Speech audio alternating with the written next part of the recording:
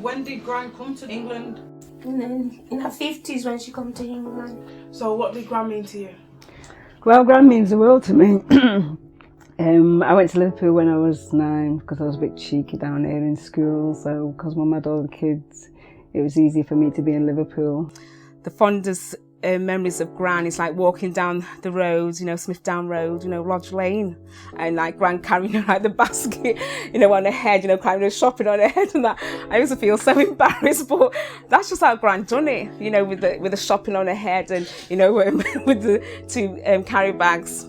She just had a smile that lit up the room, and I just remember going down to Liverpool and just seeing her, watching her. She used to always give me a piece of tissue, and it was full of pennies and money and stuff. And she used to always force me to take a biscuit, and I didn't want a biscuit, but she'd force me to. And I just remember watching her with wrestling. She was doing the moves, and just the words she'd come out with as well. Just everything. Granny's famous saying was "Moje say Maui," and that was when she was dead angry. Like "Moje, what are you doing?" Gran brought huge energy to the family. Just the mere fact that because of the person Gran was, 107, and she didn't have no ailment. If anything, she had like arthritis in her arm. Because I was a carer a year ago, she stopped complaining of that. And when she come to Manchester, she had the home help, changing from one person to the other person.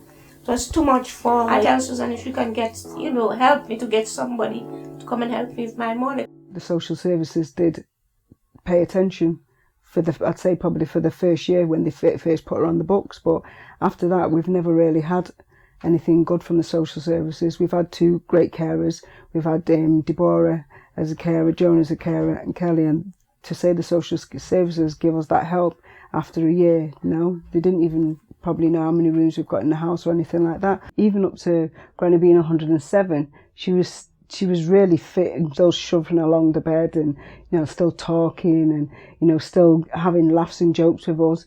And it's only when she went into hospital is when she went downhill. And that was the sad time for us because we thought, just with an eye infection, how could she come back and pass away?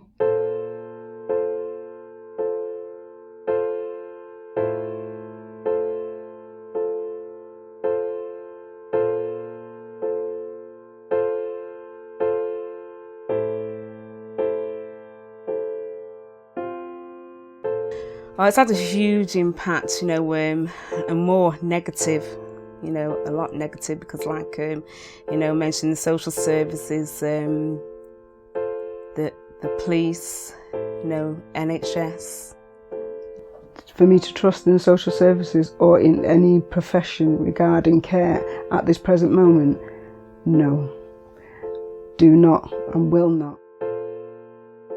We're looking for answers, and the only way I can get answers is probably, to find out if in Granny's files, if there is anything that we need to know about, and that's the way I'm going to go. And I need to do that for my granny's sake, my mum's sake, and anybody else out there. Being in a 5-generation family, I'm proud, to say that this is my family and that Gran was my great-gran.